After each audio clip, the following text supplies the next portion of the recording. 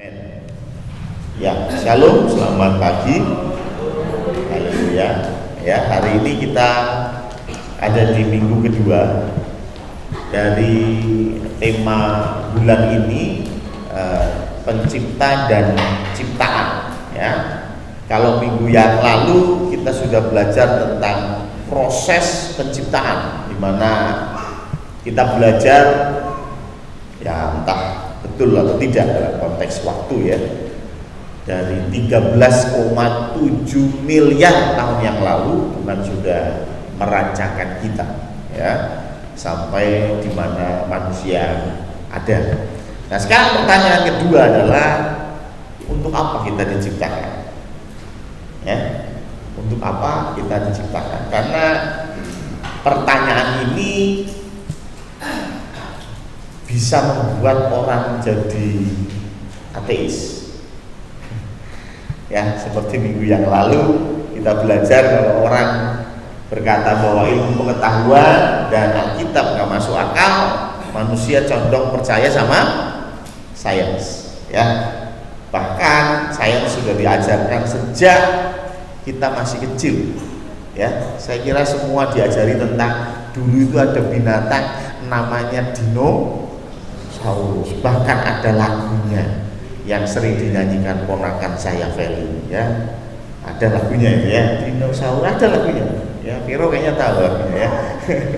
Ya, suka nyanyi bareng sama Feli ya, artinya sekecil itu aja sudah diajarin gitu bagaimana zaman dulu ada yang namanya dinosaurus, tentu tidak ada di Alkitab, dan ini bisa menjadi masalah ketika tidak mendapat informasi yang lengkap sehingga berkata bahwa Alkitab itu omong kosong dan menjadi ateis. Nah, menurut Bapak Ibu dan saudara-saudari sekalian, buat apa kita diciptakan? Ada yang ngomong begini, untuk menyenangkan hati Tuhan, ya, ada lagunya ya, menyenangkan hatimu, gitu ya. Jadi rupanya salah satu katanya menyenangkan hati Tuhan. Ada yang berkata juga enggak, kita diciptakan untuk menyembah Tuhan. Bahkan saya pernah ngomong bahwa kalau kita berkata bahwa Bapa di sorga adalah Allah kita, Allah itu bicara tentang sesembahan, ya. Jadi Allah itu tidak lain dari sesembahan. Anda punya sesembahan apa? Ya, Allah itu bukan nama pribadi, bukan. Bapa di sorga itu namanya bukan Allah, tetapi kita menempatkan beliau sebagai Allah kita, sesembahan kita. Namanya sesembahan ya harus disembah, kan gitu ya. Oh, berarti kita diciptakan untuk menyembah Tuhan, kita diciptakan untuk memuji dan memuliakan Tuhan. Makanya orang Kristen itu dikit-dikit nyanyi gitu ya, nggak beda jauh sama orang India. Kalau India ada narinya, kalau kita cuman nyanyi, ya toh. Pernikahan nyanyi, ya kan, lahiran nyanyi, sakit nyanyi, ya toh. Kalau saya sama majelis misalnya mengunjungi jemaat yang sakit, sebelum doa kita ngapain berarti? Nyanyi. Ikut nari juga kan? Oh enggak ya, hanya nyanyi ya. Ya, kita nyanyi meninggikan Tuhan baru doa gitu. Bahkan kalau ada yang meninggal pun orang Kristen nyanyi. Dan ada yang berkata bahwa kita memang dibuat, diciptakan untuk memuji dan memuliakan Tuhan. Ada amin? Oh, ada amin ya. Coba kita bayangkan, kalau Tuhan menciptakan kita untuk memuji, meninggikan Dia, untuk menyembah Dia, Allah seperti apa yang kita sembah ini? Buat saya Allah yang narsis, Allah yang egois. Dan kenapa? Pengennya disembah, gitu ya. Saya tuh senang sekali sama Stephen. Kenapa? Tiap hari dia ketemu saya, menyembah saya. Saya tuh nggak suka sama Aldo. Kenapa? Aldo tuh kalau datang nggak pernah menyembah saya. Jadi saya menyukai Stephen lebih daripada Aldo karena Stephen menyembah saya. Tiap hari dia puji-puji saya terus, gitu ya. Stephen tuh tiap hari, waduh, Pak Pendeta saya tuh ganteng, gitu ya. Wah, ya tapi Aldo tuh biasa aja. Halo, ya, ini gitu doang, gitu ya. Jengkel saya, ini anak gak pernah puji saya, kurang ajar, ya kan. Sedangkan Stephen itu, ya, mau masuk ke rumah saya saja sudah berlutut, gitu. Menyembah, ya Gusti, nilai aku mesin cuci gitu. Rupanya mau minjem mesin cuci ya, mau nyembah dulu. Luar biasa ya. Saya senang dengan Stephen karena Stephen menyembah saya lebih, karena Stephen memuji saya lebih. Saya nggak suka sama Aldo karena Aldo nggak pernah menyembah saya, karena Aldo nggak pernah memuji saya. Di hadapan saya nggak pernah memuji saya. Pertanyaan saya, orang seperti apa saya ini? Dan itu yang menjadi pertanyaan anak-anak muda. Sehingga mereka berkata, ngapain saya menyembah pribadi yang narsis begitu? Ya, kalau Tuhan itu punya Instagram, mungkin kalau kita nggak nge-like, kita akan dukung. Ya, karena Tuhan kita narsis gitu ya. Kalau Tuhan posting di Facebook, kita nggak komen, kutuk 7 turunan turun gitu ya. Apakah begitu Tuhan yang kita sembah? Hah? Pengennya disembah, pengennya dipuji, ya tuh, pengennya dikasih jempol, itu, pengennya di like, gitu. Apakah Tuhan yang kita sembah seperti itu? Kalau memang kita diciptakan untuk memuji, memuliakan, meninggikan, bahkan menyenangkan hati Tuhan, kayaknya apa yang saya sampaikan tadi menunjukkan Tuhan yang kita sembah. Tuhan yang narsis, Tuhan yang pengen dipuji, Tuhan yang egois. Tuhan gak peduli kamu sedang susah, yang penting kamu memuji aku. Gak peduli kamu sedang bingung, gak punya duit, besok makan apa, yang penting kamu menyembah saya. Begitu. Allah yang tidak peduli kamu bingung, masih belum dapat kontrakan, yang penting kamu menyenangkan hati. Begitu. Apakah Tuhan yang kita sembah seperti itu? Benar, enggak, berarti tadi jangan diamini ya. Berarti rupanya konsep ini yang berkembang, dan kemudian anak muda yang kritis mulai berpikir, kalau modelnya begitu mending orang nganggo tuan-tuanan. Orang gereja, orang masjid, orang kerja, orang ada duit. Betul Pak Dartan? Ya, kenapa ya percuma? Apakah Tuhan menciptakan kita untuk setiap hari Minggu datang ke gereja? Enggak lah. Lalu untuk apa? Ya. Bahkan ada yang berkata bahwa karena mereka saking salah konsepnya tentang Allah yang menciptakan langit dan bumi, mereka berpikir Allah ini satu pribadi yang sudah menulis semuanya dari awal sampai akhir, sudah men-setting semuanya dari awal sampai akhir, dan kemudian kita melakukan apa yang Tuhan sudah tuliskan. Makanya ada lagu dunia ini apa? Panggung sandiwara. Ya, ini sebetulnya ungkapan dari manusia yang maaf, protes sama Tuhan. Tuhan, apakah saya ini hanya tokoh yang ada di dunia yang memerankan peran sedih yang penuh air mata, ataukah peran yang tertawa untuk sukacita? Hanya itu Tuhan, come on. Ya? Hanya itu yang kamu mau Tuhan. Nah, ini sebetulnya lagu yang ditulis karena protes sama Tuhan, karena konsep dia tentang Tuhan. Tuhan adalah menulis dari awal sampai akhir dan kita memainkannya. Dan Tuhan sedang duduk nyaman dan melihat ciptaannya melakukan apa yang Dia perintahkan. Betul ya?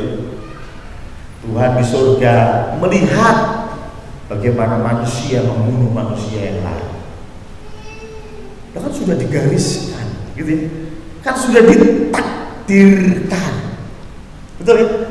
Sehingga ya Ya, manusia bunuh manusia di Ukraina sama Rusia, lempar-lemparan saling memberi rudal, itu sudah ditetapkan Tuhan. So, Tuhan sekarang sedang duduk nyaman di sofa empuk sambil menonton manusia membunuh manusia yang lain. Gimana bayangan Anda tentang Allah? Sudah mulai ateis? Bagus. Ya. Apakah itu gambaran kita selama ini? Bahwa Tuhan sudah menentukan segala sesuatu dari awal sampai akhir. Tuhan serahkan itu skripnya kepada manusia untuk manusia perankan. Sebetulnya lagu ini menurut saya lagu protes tentang Tuhan.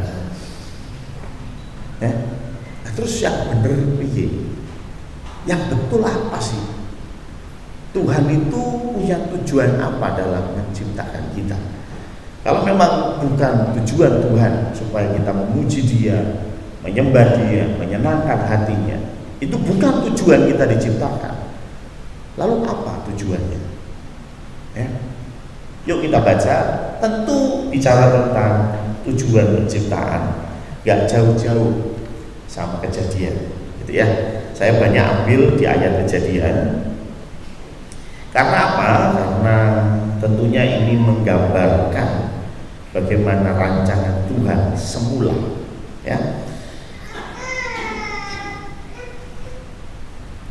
Yang pertama, ada yang berkata bahwa Tuhan menciptakan manusia supaya manusia itu berkorban bagi Dia. Coba Kejadian 4 ayat 3 sampai 4. Ya. Kan kita sering dengar, ayo kalau melayani Tuhan harus bayar harga, ada korban bakaran yang harus kita berikan. Kalau ke gereja harus bawa perpuluhan, kalau ke gereja harus bawa persembahan, ya.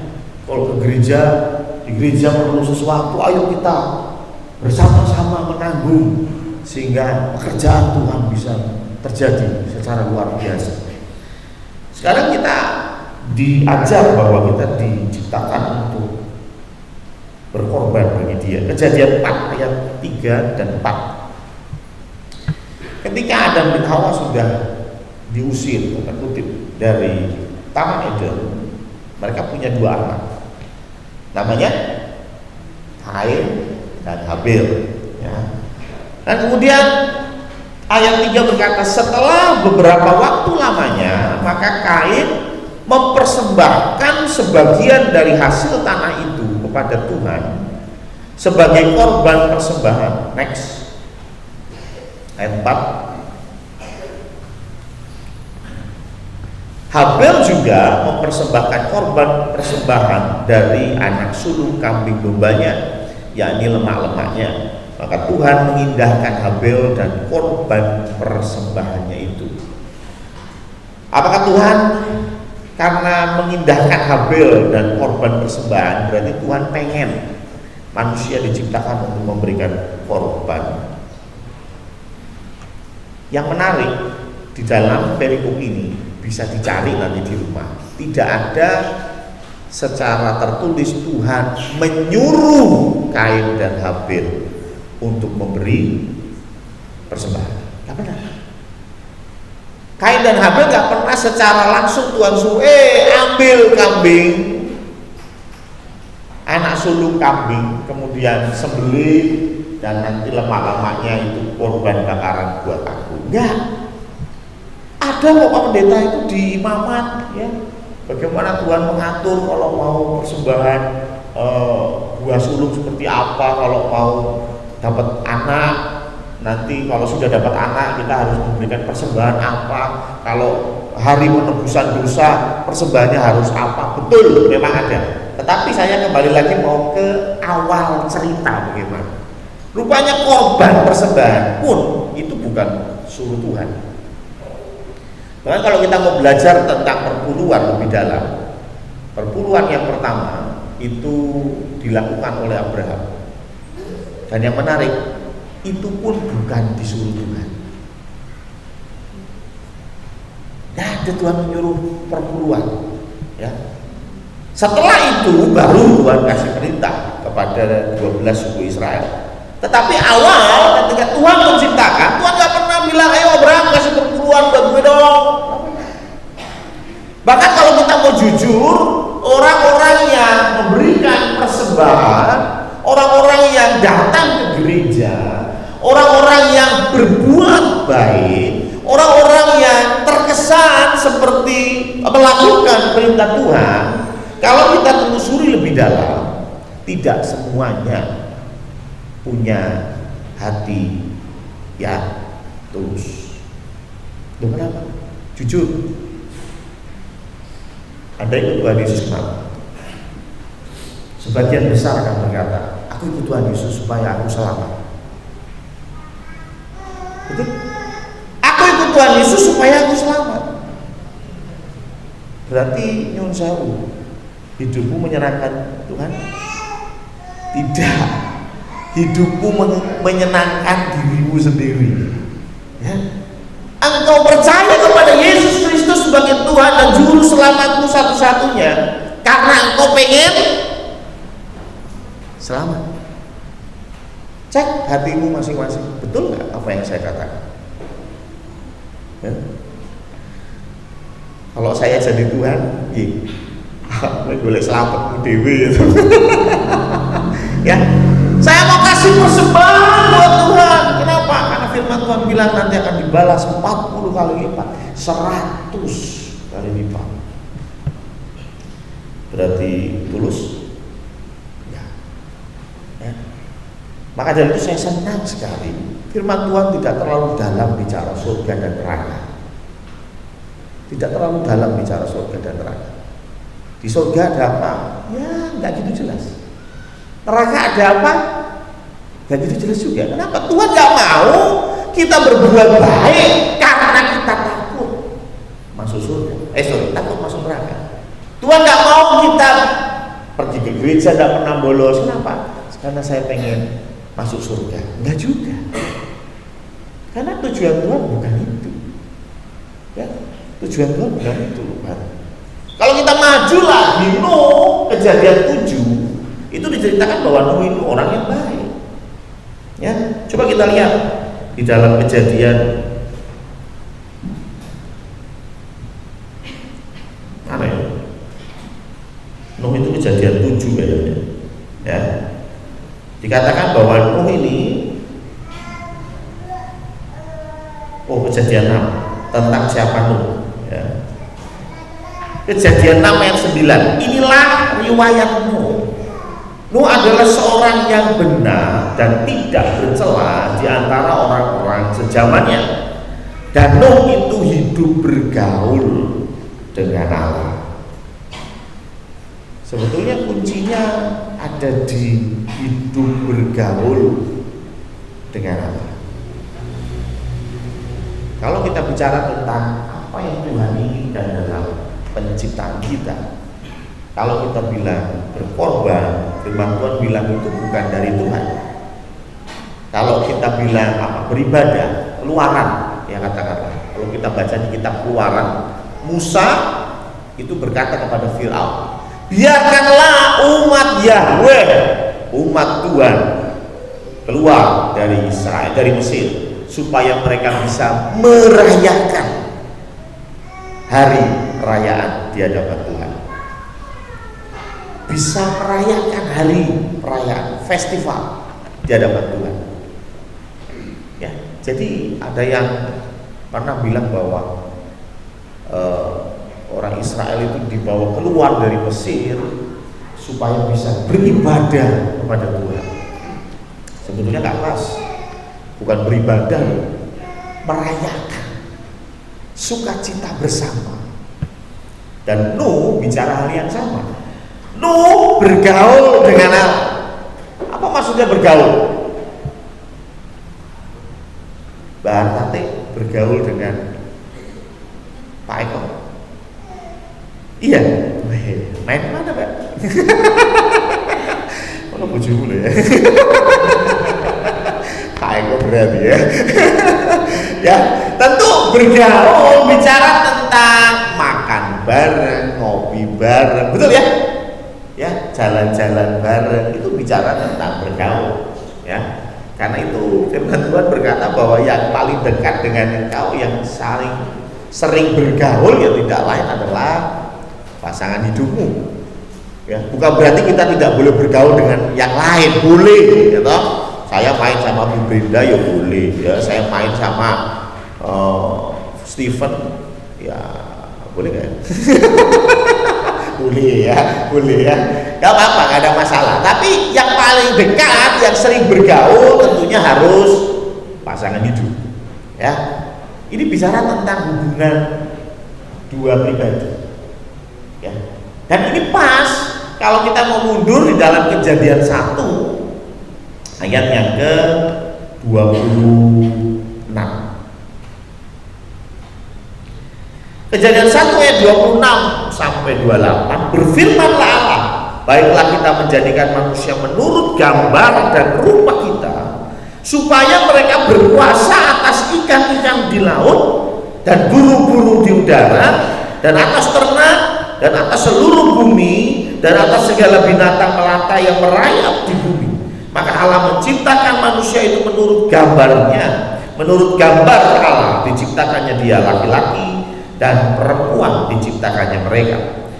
Allah memberkati mereka, lalu Allah berfirman kepada mereka, beranak cuculah dan bertambah banyak, penuhilah bumi dan taklukkanlah itu, berkuasalah atas ikan-ikan di laut dan burung-burung di udara dan atas segala binatang yang merayap di bumi. Ini kata-kata Tuhan kepada Adam dan Hawa. Jadi Tuhan mau kita berkuasa. Tuhan mau kita berkuasa atas ciptaan Tuhan. Tuhan ingin kita berkuasa atas makhluk yang lain. Dikatakan berkuasa atas ikan, burung, ternak, segala binatang melata. Jadi rupanya Tuhan menciptakan kita untuk jadi rekan sekerja Allah. Kenapa saya bilang rekan sekerja? Tuhan berkuasa kan?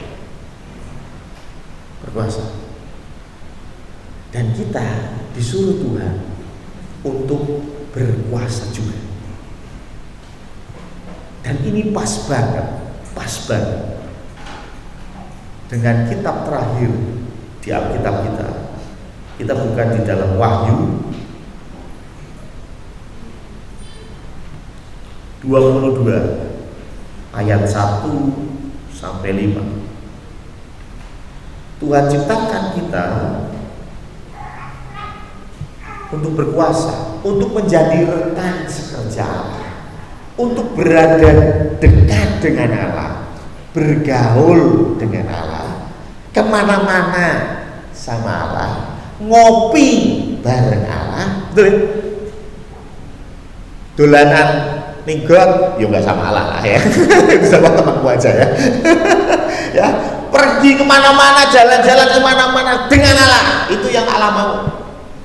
Dan ini pas dengan ketika Wahyu menulis dunia ini nantinya akan hilang lenyap, akan ada bumi yang baru, langit yang baru.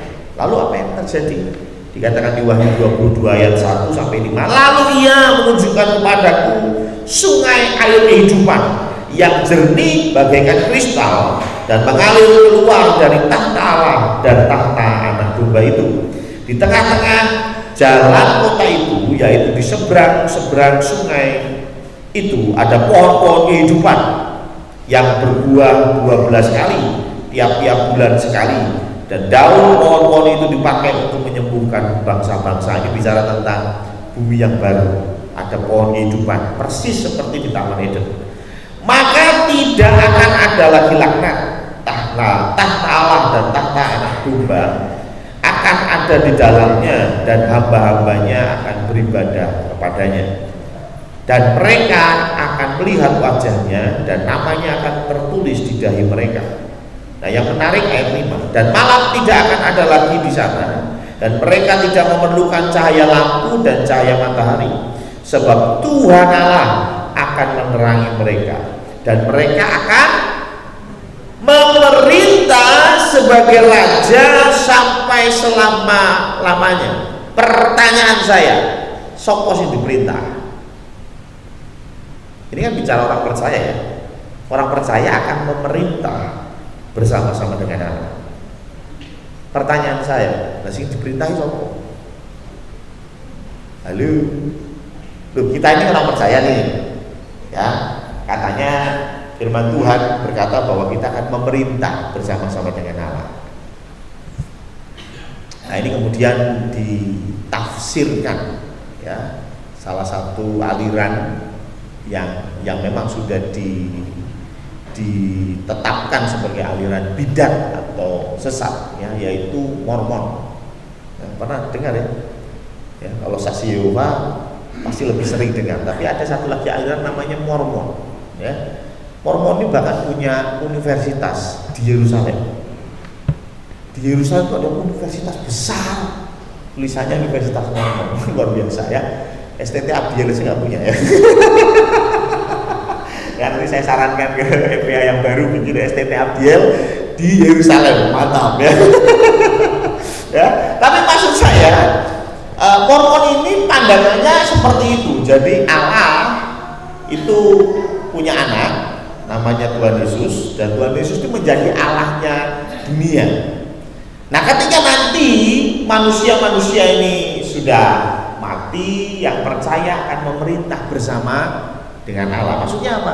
Maka akan dibuatin dunia-dunia baru. Misalnya Pak Eko ini percaya sama Tuhan gitu ya. Wah, maka dia akan menjadi anak Allah juga. Anak Allah yang pertama itu sebagai yang sulung adalah Tuhan Yesus. Tapi Pak Eko ini jadi anak yang ke-274.421. Misalnya kan banyak ya kan? Anak kesekian gitu ya, anak kesekian. Wah, maka dari itu ketika Pak Eko nanti di surga, maka Tuhan akan buatkan planet baru. Namanya planet Namek. Dan Pak Eko akan menjadi Allah di planet Namek. Ya, Pak Eko akan menjadi Tuhan. Pak Eko akan menjadi raja di planet Namek. Mas Purwoko juga sama, ya toh? Punya wilayah kekuasaan sendiri. Makanya ayat ini pas, akan memerintah sebagai raja sampai selama-lamanya. Ini pandangan Mormon. Tapi sebetulnya Mormon lupa mengkaitkan di Wahyu 22 ini dengan kitab Kejadian. Tuhan mau kita tuh jadi rekan sekerjanya Tuhan. Tuhan berkuasa, maka Tuhan mau manusia juga berkuasa. Ya, makanya dikatakan Tuhan menciptakan kita seturut dengan rupa dan gambar Allah. Bahkan Nuh berkata bahwa Nuh itu dipilih Tuhan karena bergaul dengan Allah. Jadi Allah ini mau kita menjadi rekan sekerjanya. Allah ingin kita bergaul dengan Dia, dekat dengan Dia, ada komunikasi yang baik. Dan itu tertuang di dalam Wahyu ketika kita memerintah bersama-sama dengan Allah. Jangan dibayangkan bahwa kita akan jadi raja betul-betul dalam konteks raja, kita betul-betul punya rakyat, kita punya orang-orang yang diperintah. Enggak gitu. Ini bicara apa? Kita punya hubungan yang dekat dengan Allah. Allah itu raja di atas segala raja. Kita itu raja. Allah memerintah seluruh alam semesta. Kita juga memerintah bersama Dia. Ngerti ya? Jadi rupanya ini rancangan Tuhan. Awal Tuhan bilang kuasailah bumi. Ya, binatang-binatang engkau kuasai. Tapi karena kejatuhan manusia, sehingga konsentrasinya adalah penyelamatan. Betul dong? Ya, konsentrasinya penyelamatan. Tapi setelah penyelamatan itu selesai, rupanya Tuhan mengembalikan kepada rancangannya semula, supaya manusia menjadi rekan sekerja Allah, punya hubungan yang dekat, bergaul dengan Allah. Dan itu juga tertulis dengan apa yang disampaikan oleh Tuhan Yesus. Kalau disampaikan Tuhan Yesus berarti itu suruhannya Allah langsung. Coba kita lihat Matius 22 ayat 37. Ini bagian dari hukum kasih. Matius 22 ayat 37. Jawab Yesus kepadanya, kasihilah Tuhan Allahmu dengan segenap hatimu dan dengan segenap jiwamu dan dengan segenap akal budimu. Tuhan mau. Ini yang ngomong Tuhan Yesus. Ya, karena yang ngomong Tuhan Yesus berarti memang Tuhan inginkan ini. Tuhan nggak bilang apa, kalau kamu memang mau jadi muridku maka kamu harus berdoa 3 kali sehari, harus baca kitab Mazmur ayat pasal 7 ayat 5 sebanyak 7 kali gitu. Nah, aku harus rajin kebaktian hari Minggu. Nah, yang Tuhan inginkan, kasihlah Tuhan Allah. Persis seperti kita Kejadian omong, seperti Nuh sudah dicontohkan, dan bahkan seperti kitab Wahyu menulis bahwa kita nanti akan duduk bersama-sama dengan Allah, memerintah bersamanya. Jadi jangan pernah berpikir pemerintah itu anak buah ya. Nah, tetapi bicara tentang menjadi rekan sekerja Allah. Itu impian Tuhan. Dan Tuhan ingin itu semua didasari atas dasar kasih. Karena itu kasih tidak mungkin dipaksa. Setuju? Siapa di sini yang terpaksa mencintai istrinya? Gak ada yang berani ngangkat tangan ya, karena istri di sebelah. Ya, Pak Budi mau angkat tangan, berat. Ya, sebelah, ya, rambut bisa naik ya. Bahaya, ya bahaya. Tapi saya terlalu yakin kasih itu tidak bisa dipaksakan. Kalau kau terpaksa, itu namanya bukan kasih. Betul nggak? Ya. Maka dari itu Tuhan kasih kita kebebasan. Terserah. Up to you. Bahkan itu dari awal. Coba Kejadian 2 ayat 16. Kejadian 2 ayat yang ke-16. Lalu Tuhan Allah memberi perintah ini kepada manusia. Semua pohon dalam taman ini boleh kau makan buahnya dengan, ya saya tidak mau masuk ke ayat-ayat yang jelimet, nanti Om Stephen aja yang lebih paham ya. Karena Om Stephen mungkin doktrinnya predestinasi ya. Tapi bicara tentang ini saja, boleh kau makan buahnya dengan bebas. Berarti Tuhan itu nggak menentukan hari ini kita makan pecel, besok kita makan mendoan. Tuhan tentukan enggak? Enggak. Tuhan bilang apa? Boleh kau makan buahnya dengan bebas, karepmu. Aku bayang di Taman Eden itu mungkin wah dino Senin durian, mantap ya. Loh, boleh nggak? Boleh. Orang kan boleh bebas loh, bebas loh. Hari Senin durian, lalu kok bau ya? Ada dan Hawa ngobrol gitu, Mas, kok bau mulutnya nggak enak, bau durian. Oh ya wes, besok Selasa kita makan pete, ya kan? Wah, enak. Supaya menghilangkan bau durian. Baru tahu ya? Ya, jadi menghilangkan bau durian itu caranya makan pete. Orang percaya coba ya. Hari Selasa, Mas, kok manggut pete? Bagaimana cara menghilangkan bau pete? Makan jengkol. Wih, saya makan jengkol. Luar biasa ya. Artinya mereka berdua, Adam dan Hawa, itu gak ditentukan sejak awal. Dino Senin mangan iki, dino Selasa mangan iki. Orang. Iki loh jelas ayatnya. Boleh kau makan buahnya dengan bebas. Kenapa? Ini berhubungan erat dengan yang namanya cinta. Cinta tuh nggak bisa dipaksa. Asik ya? Cinta nggak bisa. Gue dikasih quote dari TikTok nih ya. Ya, cinta tuh nggak bisa dipaksa. Ya, sesuatu yang dipaksa itu bukan cinta. Nah terus gimana Pak Pendeta? Saya ya terpaksa menikahi dia. Loh kenapa? Harus piye wis grebek satpam. Lah ya toh. Berarti bukan cinta karena terpaksa. Ya?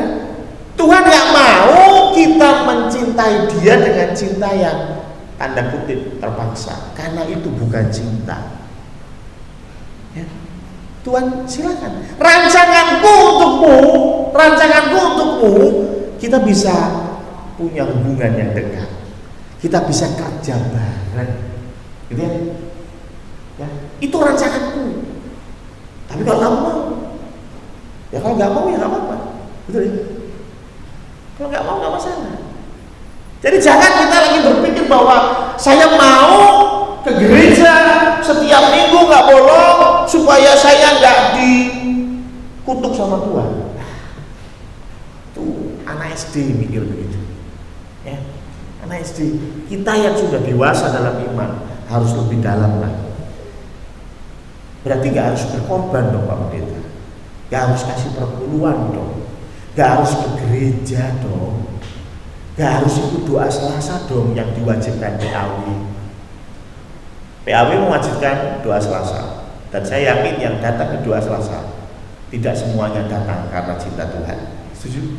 Mereka hanya datang kebanyakan karena takut dimarahin Pak Eko. Ya, paham ya? Karena sekali lagi cinta dengan pemaksaan nggak nyambung.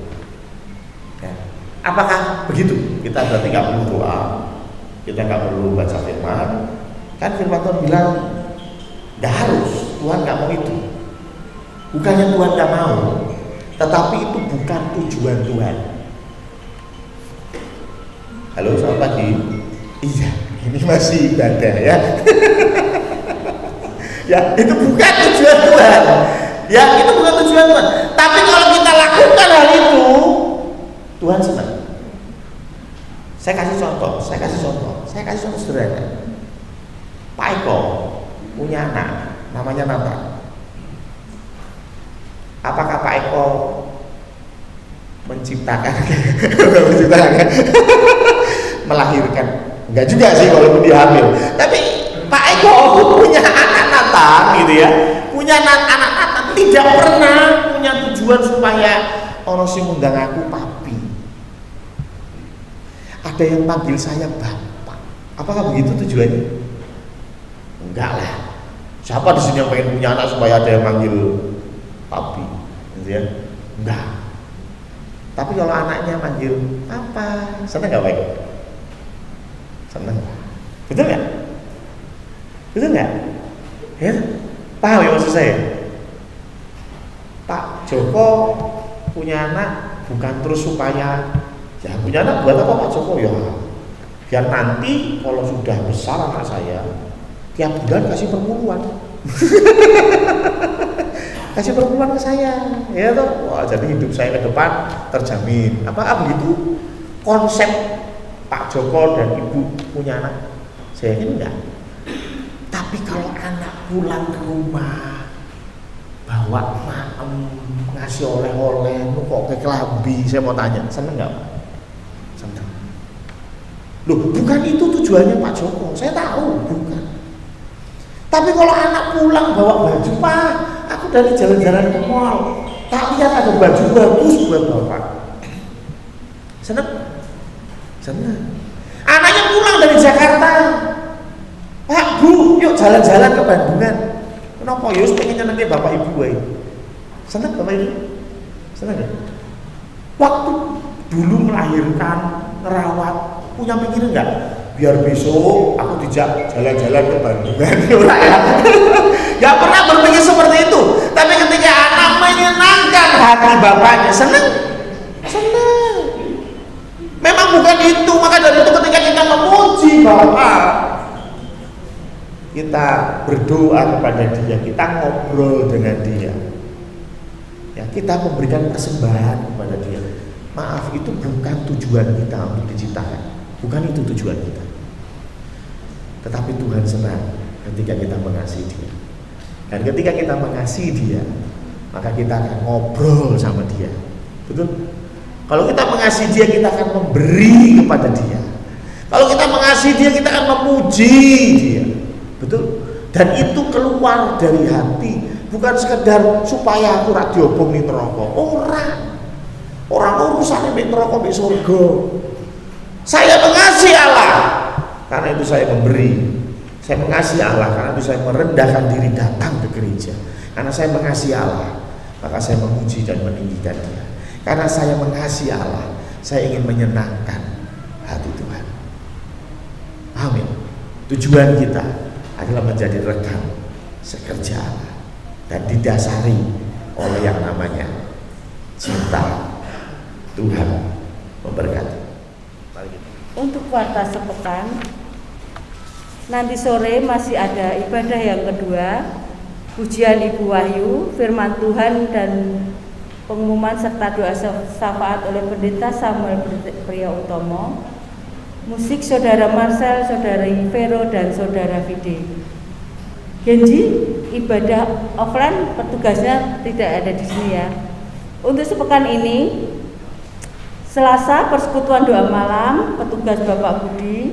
Hari Rabu pendalaman Alkitab, pembicara Bapak Pendeta Samuel Priyotomo. Pada hari Jumat kedua KPK akan mengadakan ibadah di tempat sesuai dengan kelompoknya masing-masing. KPK Kasih di tempat Ibu Esther, pujian Bapak Tunggoro, musik Bapak Pendeta Samuel, firman Tuhan Ibu Paulina.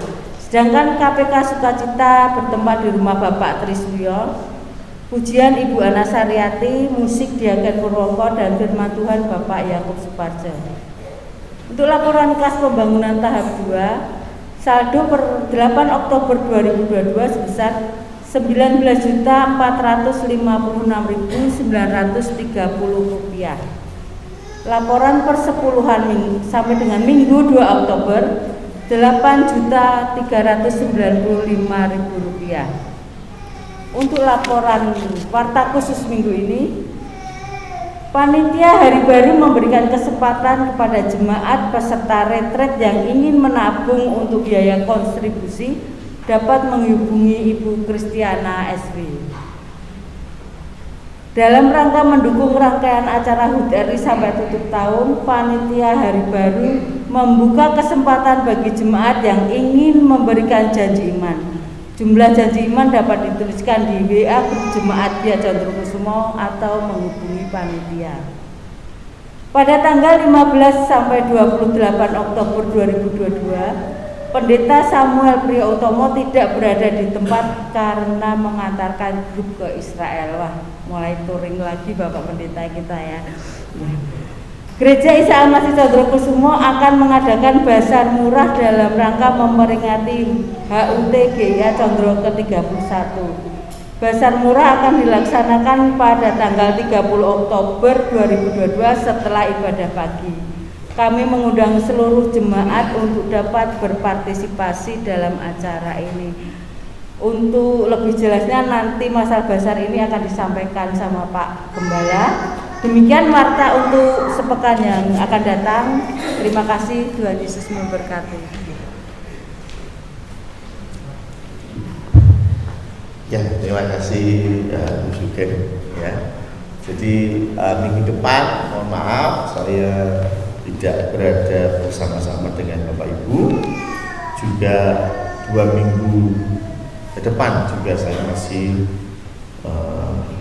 belum sampai ke Semarang ya. Jadi kita akan ketemu nanti di ibadah HUT gereja. Nah, karena itu ada pengumuman tentang HUT gereja ya. Ini yakin saya kasih pengumuman ini ya. Jadi di HUT gereja Bapak Ibu itu ada kita mau kasih basar ya, bukan basar ya, mungkin gedean ya, kayak pasar murah, tebus murah gampangnya begitu ya, tebus murah. Jadi tanggal 30 Oktober kita akan ibadah digabung ya, pagi dan sore digabung di pagi. Nah, setelah ibadah selesai, maka kita akan makan bersama-sama ya, Satu karena minggu kelima, dua bejone ulang tahun, gitu. Makan-makan, ya bersama-sama kita akan makan.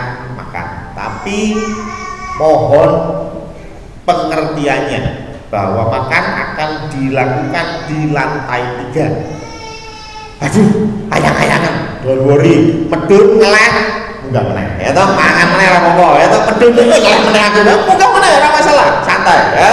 Tenang, ya itu kok sikile iki lho Pak Pendeta, wis gempor, tenang saja. Wis pokoknya ingat tidak perlu mengeluh. Nanti ada caranya. Wis pokoknya ojo ngomong sik saiki maksudku ya toh. Wah, doang gitu ya.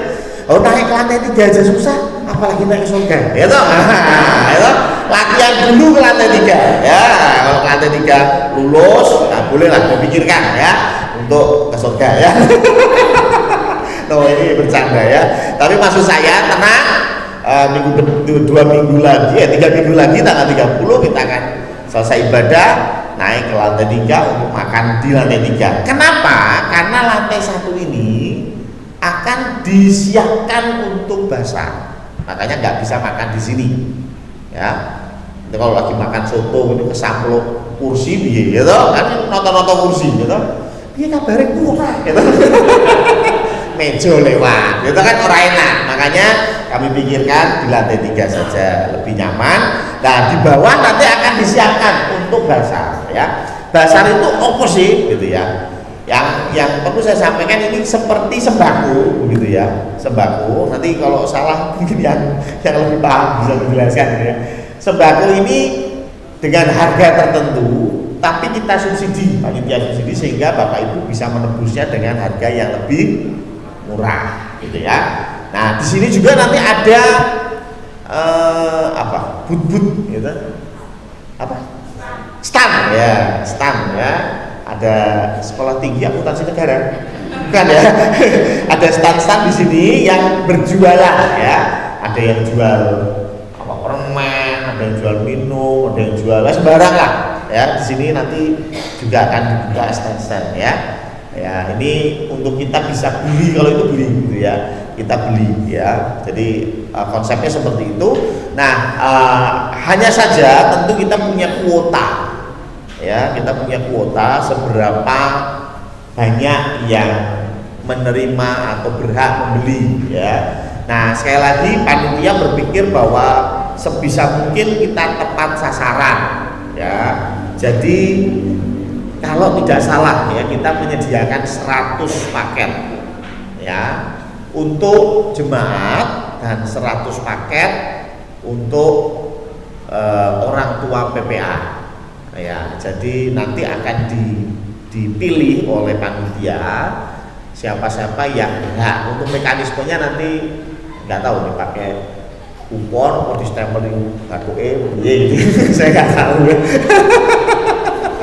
Nah, pokoknya ada mekanismenya lah, tapi sekali saya kurang paham itu ya. Nanti ada mekanismenya, tapi yang mau saya sampaikan adalah yang dapat nggak perlu minder, yang nggak dapat nggak perlu protes, gitu ya. Kita saling memahami, gitu ya. Jadi kalau memang dirasa perlu, jangan pengennya lah aku perlu. Sorry sih, motor 10 nih mah. Ya jangan marah ya toh. Tapi kalau nggak dapat ya jangan protes. Wah, aku jangan perlu loh. Ini orang juga panitia jian, panitia semua tuh panitia lah piye ya. Sing ngeno ya toh. Padahal nggak ada tendensi apa-apa ya. Kita berusaha sebisa mungkin supaya tepat sasaran. Itu saja ya. Karena kondisi yang ada sekarang ya, makanya ada ide sembako ini dari teman-teman panitia. Jadi saya titipkan itu saja ya. Jadi ada yang dapat, ada yang tidak. Yang dapat tidak perlu minder, tapi yang tidak dapat ya tidak perlu marah gitu ya. Sehingga kita semua tetap jadi sebuah keluarga. Sing mampu nulung sing kurang, kan gitu toh ya. Ini keluarga yang indah ya di dalam Tuhan. Jadi mekanismenya nanti menyusul minggu depan akan diumumkan, tapi saya tambahkan 2 hal tadi.